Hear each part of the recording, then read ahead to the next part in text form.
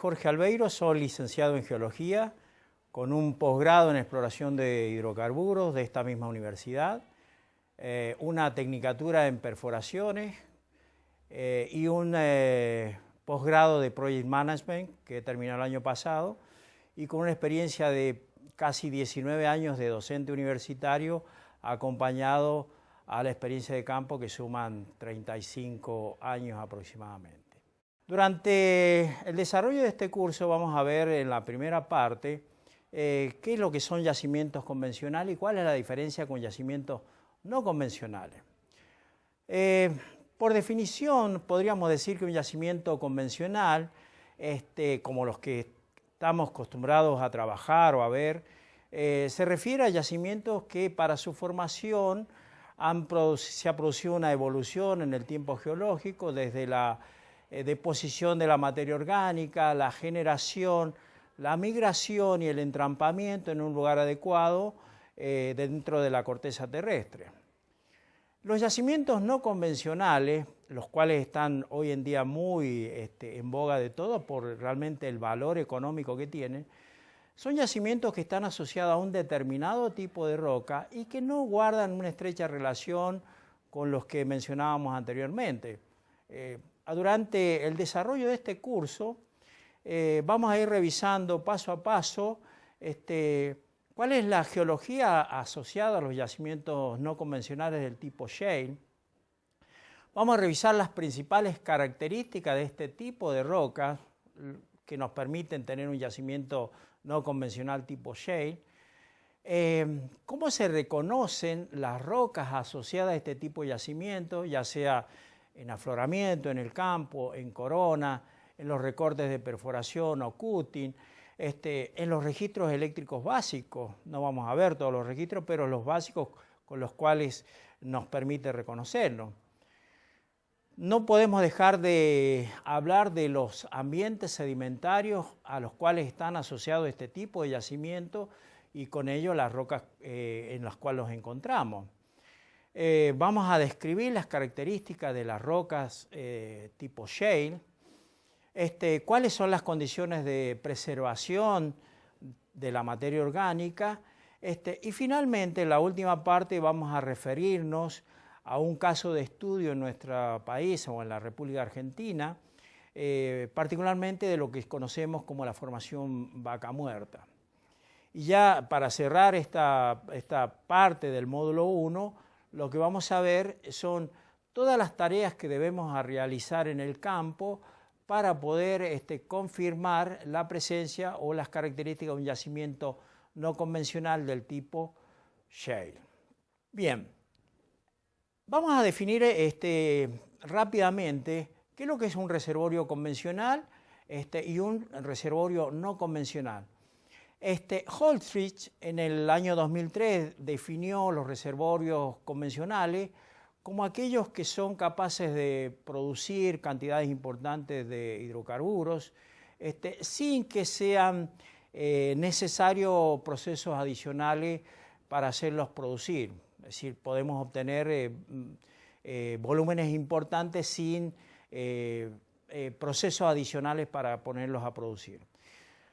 En contraposición, los reservorios no convencionales requieren de estimulaciones masivas y procesos especiales que nos permiten poner en producción este tipo de yacimiento. Esos procesos adicionales son, por ejemplo, la perforación de pozos horizontales de largo alcance y la fracturación adicional. Ahora bien, si nosotros consideramos la literatura, los diferentes tipos de yacimientos no convencionales, no solamente tenemos que hablar de los yacimientos no convencionales del tipo shale. Tenemos, por ejemplo, un no convencional que está difundiéndose mucho el trabajo en el campo, que son Thai Sand o Thai Gas Oil o Thai Oil Gas, los cuales hacen referencia a yacimientos en arenas que son apretados. ¿Qué significa eso? Que son de muy baja porosidad y permeabilidad. Por otro lado, tenemos el gas metano asociado a los yacimientos de carbón, que también es un no convencional. Tenemos, por otro lado, los hidratos que se producen en determinadas condiciones en el mar o en algunos lugares particulares en la corteza terrestre, pero siempre asociado a condiciones muy particulares. Nosotros en este curso nos vamos a referir exclusivamente a los yacimientos no convencionales del tipo shale. Para hablar de shale, un shale, por definición, en idioma español es lo que conocemos como lutitas. Las lutitas están asociadas a las rocas sedimentarias. Por lo tanto, para poder avanzar en los temas, tenemos que definir algo más acerca de este tipo de roca.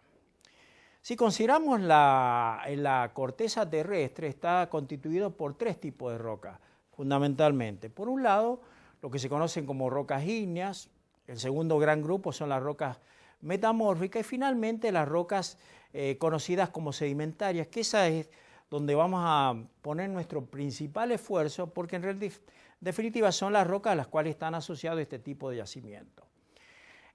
Wenburg fue un estudioso que definió las rocas sedimentarias a principios del siglo pasado, definiéndolos por el tamaño de grano, es decir, por el tamaño de las partículas componentes de este tipo de roca. Recordemos que las rocas sedimentarias están distribuidas en toda la corteza terrestre, pero no ocupan más allá de un 14%. De manera, comparado con el resto de otras rocas, su existencia está francamente asociada a determinados ambientes. De acuerdo con este investigador, definió de acuerdo al tamaño de grano, las más grandes en una escala en milímetros, los conglomerados, a eso le siguen las areniscas, luego las limolitas y finalmente las lutitas, que es donde nosotros vamos a centrarnos, porque los yacimientos no convencionales o del tipo shale están asociados a este tipo de roca, a las lutitas. En nuestro país y en otras partes de Latinoamérica se usan otros términos que quizás sean más apropiados antes que el tamaño de grano propiamente dicha. Y los tres grandes grupos son cefitas, samitas y pelitas. Las cefitas son las rocas sedimentarias de grano grueso, incluyen a los conglomerados, las gravas y todo el material de tamaño que puede alcanzar de entre 2 milímetros y 20 centímetros. Las samitas hacen referencia a las areniscas, que pueden ser de grano grueso, grano medio, grano fino o muy fino. Y finalmente las pelitas, que incluyen a las limos y arcilla. Y en la parte final de esa escala de tamaño de grano tenemos lo que se llaman las lutitas, que es la que vamos a considerar nosotros. Hasta ahí nosotros sabemos qué tipo de rocas deberíamos tener asociadas en el caso de un yacimiento no convencional tipo shale. Vamos a repasar ahora algunos conceptos generales de geología del petróleo, particularmente pensando en todas las personas que puede ser que no estén muy familiarizados con los conceptos de exploración, por ejemplo. De hecho, la geología del petróleo es una disciplina dentro de las ciencias geológicas que se ocupa de todos los estudios necesarios con el fin de conceptualizar o de encontrar un yacimiento de petróleo o de gas. Es decir, desde la etapa inicial de la exploración hasta el desarrollo y la explotación de un campo. Cuando nosotros tenemos un bloque, un área en exploración y realmente queremos investigar qué tipo de yacimientos podemos encontrar allí, lo primero que tenemos que remitirnos es a buscar en los antecedentes que puedan haber en el bloque, es decir, los informes que podamos tener, toda la información de geología de superficie, es decir, informes tanto presentes como del pasado de geólogos, ingenieros geólogos, gente que ha trabajado en el campo tomando muestras, observando, mapeando. Son de mucho valor los reportes de pozos antiguos, es decir, pozos que probablemente no han sido descubrimientos comerciales, pero que pueden haber atravesado toda la columna sedimentaria, de donde nosotros vamos a extraer información. mapas estructurales, los mapas de distribución de sedimento, los afloramientos de petróleo, es decir, el primer indicio de un área que se está en exploración justamente son las denuncias que pueden haber inclusive de vecinos de la zona, de gente que está en el campo, camina en el campo, de lo que son los manaderos de petróleo. Todo el detalle que podamos tener de las formaciones que están en la columna sedimentaria, es decir, topes formacionales, espesor, extensión, los nombres que varían lateralmente, ¿no? Si hay planos estructurales con geología de superficie o geofísica, por supuesto que también son importantes. Lo mismo todos los informes de reportes de paleontología y micropaleontología que nos den información acerca de la evolución de los ambientes sedimentarios, mapas geológicos, geomorfológicos, las secciones sísmicas. Muchas veces vamos a encontrarnos en un área sísmica de a lo mejor 30, 40 años. Bueno, eso es importante para nosotros iniciar nuestro trabajo de exploración. Cualquier otro tipo de estudio que se haya hecho en el área y que nos pueda venir en auxilio a nuestro proyecto de exploración. Volviendo al concepto de yacimiento convencional, y es lo que ustedes van a encontrar en cualquier bibliografía que consulten, básicamente un reservorio convencional, ya sea de gas o de petróleo, requiere de algunas características. Por ejemplo, que exista una roca reservorio, es decir, una roca con capacidad para almacenar ese hidrocarburo, ¿no? Que la roca, cualquiera sea el tipo de roca, tenga un espacio poral interconectado. Esa porosidad puede ser primaria, es decir, la porosidad que ha nacido durante el proceso de sedimentación o de formación de la roca, o una porosidad secundaria producto de agentes externos, como puede ser disolución, microfractura, es decir, algo que haya generado el espacio para que se almacene hidrocarburo. Si no migran o no hay fluidos que se originen en la comarca y migren ahí, de hecho vamos a tener una trampa que no tiene ningún contenido de hidrocarburo. Y finalmente, que existe una trampa. Muchas veces encontramos comarcas enormes con buenas características de generación de petróleo, con madurez adecuada, pero no hay petróleo entrampado. Hay indicios de que hay petróleo en alguna parte, porque la generación de la trampa ha sido con posterioridad a la migración, y eso realmente estaría condenando nuestro yacimiento. Y eso es lo que en realidad vamos a ir viendo a lo largo de este módulo o este curso, cuál es la diferencia con otro tipo de yacimiento o los yacimientos no convencionales. Cuando nosotros iniciamos la evaluación de un área, cualquiera sea, es importante que nosotros podamos acceder a la información del tipo de cuenca.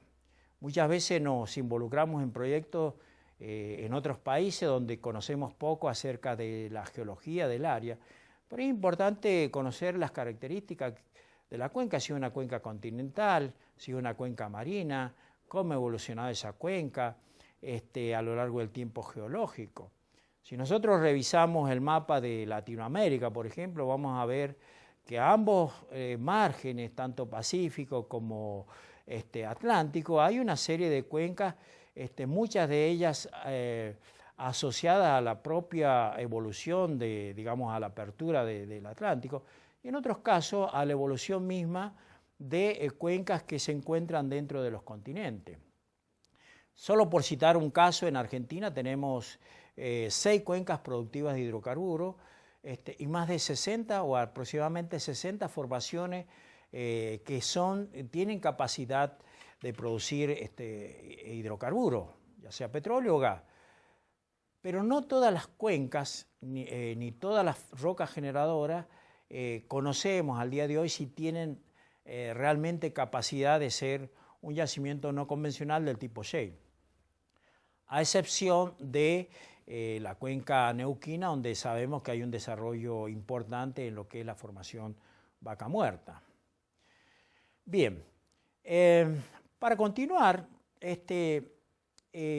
ustedes van a poder apreciar muchas veces en sus recorridas de campo esto que se llaman los manaderos de petróleo, en los cuales la industria del petróleo ha nacido allí, porque en realidad los primeros exploradores o desarrolladores de petróleo perforaron muy cerca de los manaderos de petróleo, y es lo que encontramos hoy día en superficie. Tener un manadero de petróleo no garantiza de ninguna manera que tengamos un yacimiento de tipo comercial de petróleo. En muchos casos, como puede ser en Laguna La Brea, en la provincia de Jujuy, lo que vemos es petróleo aflorando que está asociado a la presencia de fallas superficiales que han servido de conducto para que ese petróleo migre a superficie. Si bien se han perforado pozos en la región, al día de hoy no tenemos en esa zona particularmente un yacimiento de tipo comercial. Sí lo tenemos más hacia el este, más hacia el oeste de esa posición, perdón, en la zona de Caimancito, pero no precisamente donde tenemos los afloramientos. Otro asunto que es importante cuando nosotros evaluamos un área, ya sea por un yacimiento convencional o no convencional, es conocer todo lo que podamos acerca de los reservorios, los posibles reservorios, si son arenas, si son carbonatos, si esos carbonatos están fracturados o tienen algún tipo de porosidad secundaria, todo lo que podamos conocer acerca de la roca generadora, qué espesor tienen, qué profundidad tienen en el área que estamos estudiando, si está bien preservada la materia orgánica. Hay muchos casos donde perforamos pozos en posiciones estructurales favorables, pero la materia orgánica o no ha alcanzado la generación o está dentro de la ventana de generación o está sobremadurado, es decir, la temperatura en la cuenca ha sido tal que ha producido una destrucción de la materia orgánica y eso condiciona la existencia de un yacimiento de petróleo, de gas. Por otro lado, una recomendación que yo hago siempre, desde mi experiencia, a todos quienes se incorporan a la industria o quienes trabajan en la evaluación de este tipo de prospectos, que vayan al campo, analicen los registros de superficie, las columnas estratigráficas, levanten perfiles, si bien vamos a ver más adelante las tareas que hay que hacer, pero es importante conocer cuál es la relación con otros niveles que podrían ser de interés, el espesor que pueda tener. Fundamentalmente de allí vamos a tomar muestras que van a servir para enviar a los laboratorios y determinar propiedades físicas y físicas y orgánicas asociadas a la materia orgánica y que van a servir luego para definir a nuestro reservorio como un no convencional. Todos estamos familiarizados con lo que es un reservorio convencional y con ello a la expresión que puedan tener, por ejemplo, ya sea en superficie o en una sección sísmica como la que tenemos en nuestras presentaciones. En una sección sísmica uno puede ver la magnitud, muchas veces bien importante, de una estructura, pero bueno, hay que perforar y ver si realmente allí está almacenado el hidrocarburo. De ahí es la importancia de conocer el timing, es decir, cuándo se formó la trampa, si anterior o posterior a la generación y migración de hidrocarburos. Las líneas sísmicas son una ayuda, sobre todo cuando estamos hablando de yacimientos convencionales, de extremo valor, porque es lo que nos permite definir cómo es la estructura ahí abajo en subsuelo.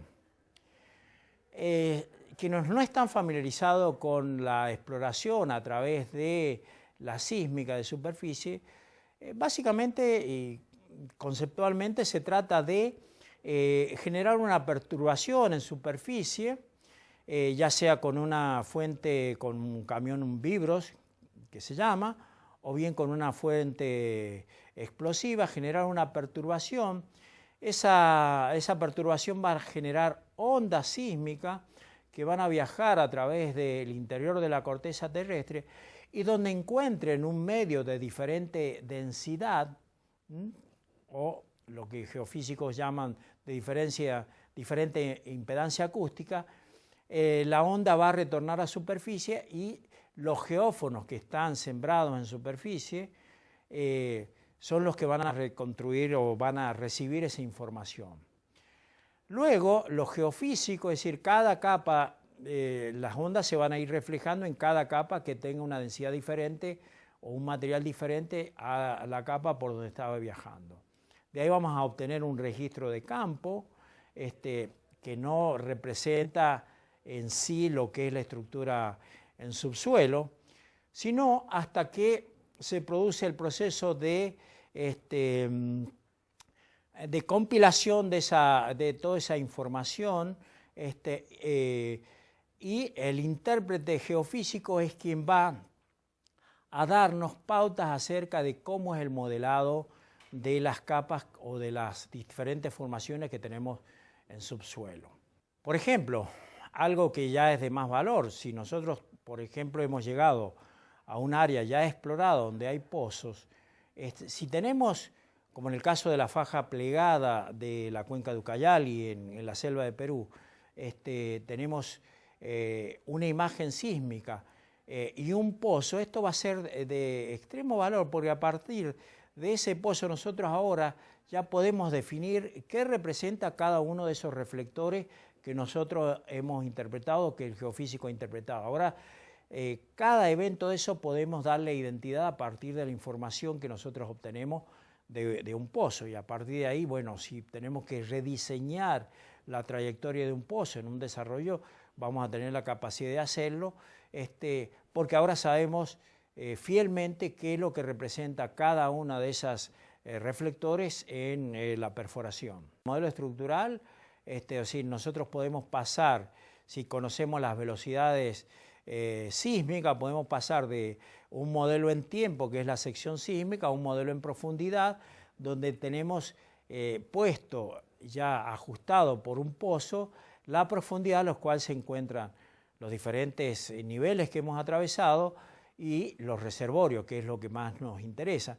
Y sobre todo si tenemos algún otro tipo de perturbación, como puede ser una falla que hemos cortado con nuestro pozo. En definitiva, si nosotros queremos hacer una evaluación integral de un yacimiento no convencional del tipo shale, debemos no solamente vincularlo con lo que son ese tipo de rocas, sino que debemos conocer más acerca de la cuenca, de la evolución de la cuenca, los ambientes sedimentarios asociados, el timing, es decir, la temperatura a la cual evolucionó la cuenca, las presiones asociadas, los espesores involucrados. En definitiva, el conocimiento de la geología regional de una cuenca sedimentaria es fundamental y es la parte principal cuando nosotros estamos en una fase de evaluación de un no convencional del tipo shale. Por otra parte, reconocer los ambientes sedimentarios asociados y con ello los espesores de rocas de esta naturaleza que podamos encontrar, va a ser lo que realmente le va a dar valor a nuestro yacimiento para potencialmente declararlo como un no convencional del tipo shale. Y en adelante serán los siguientes investigadores quienes van a avanzar con otros estudios, pero nosotros la parte de geología es lo primero que deberíamos tener terminado. Con esto quiero cerrar e invitarlos a que exploren más en la documentación que está en la biblioteca virtual del curso, donde van a encontrar mucha más información acerca de esto. Muchísimas gracias.